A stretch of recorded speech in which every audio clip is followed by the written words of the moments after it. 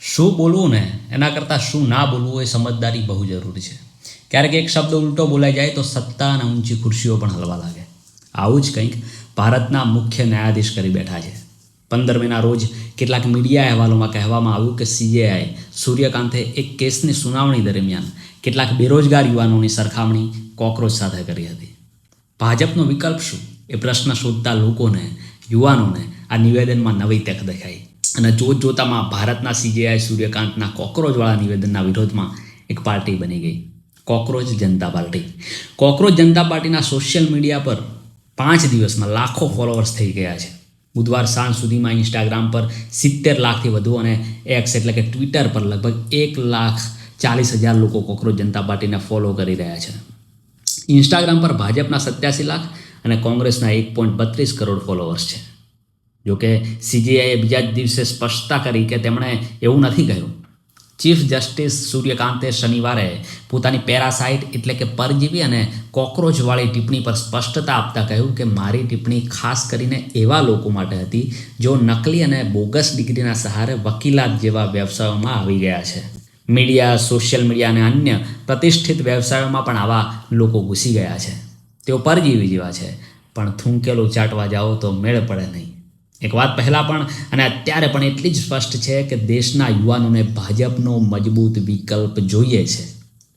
Cockroach જનતા પાર્ટીને જે રીતે યુવાનો સ્વીકારી રહ્યા છે એ ભાજપ કરતાં પણ કોંગ્રેસ અને આમ આદમી પાર્ટી જેવા પક્ષોએ વિચારવા જેવું છે કે તમારી કમી ક્યાં રહી જાય છે.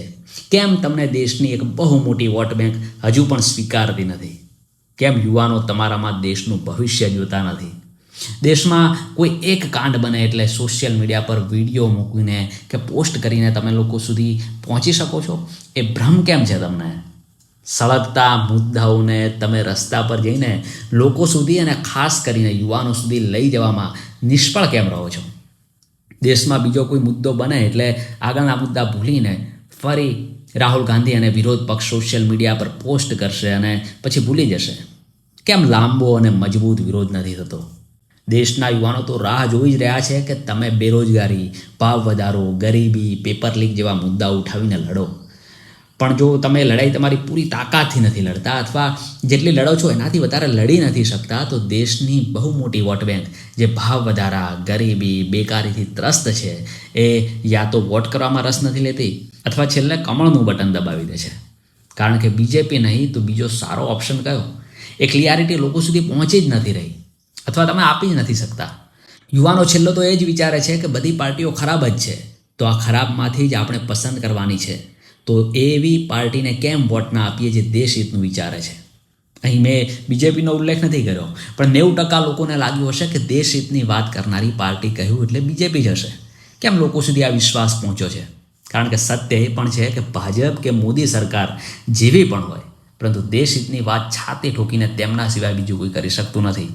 જો તમે યુવાનોના મુદ્દા કોકરોચ પાર્ટીની જેમ તક મળે એને ઝડપી લો અને એના પર વળગીને લાંબી લડત આપો, તો દેશના યુવાનો એક સારા વિકલ્પની વેટ કરી જ રહ્યા છે. પેપર લીક થઈ રહ્યા છે, જે કૌભાંડો અને ભ્રષ્ટાચાર લીક થવા જોઈએ એ એકદમ સુરક્ષિત સીલબંધ છે. લોકોને 2 ટાઈમ પેટ ભરવાનું મોંઘું થઈ ગયું છે. રસોઈ કરતાં પહેલાં ગેસનો ભાવ વિચારવો પડે, પેટ્રોલના ભાવ ગાડી સ્ટાર્ટ કરતાં પહેલાં ડરાવી દે. જેટલી પણ ફોરેન પોલિસીની લેઝર લાઇટો ચાલુ હતી એ ભારતના મુશ્કેલ સમયમાં કામે આવતી હોય એવું હાલ સુધી જોવા મળ્યું નથી. શિક્ષણ મોંઘું થઈ રહ્યું છે. રૂપિયા હશે તો બધું સરળતાથી થઈ જશે. સરકારી સિસ્ટમમાં પણ રૂપિયા આપશો તો કામ થઈ જશે એ વિચાર લોકોના દિલ દિમાગમાં મજબૂત થઈ ગયો છે.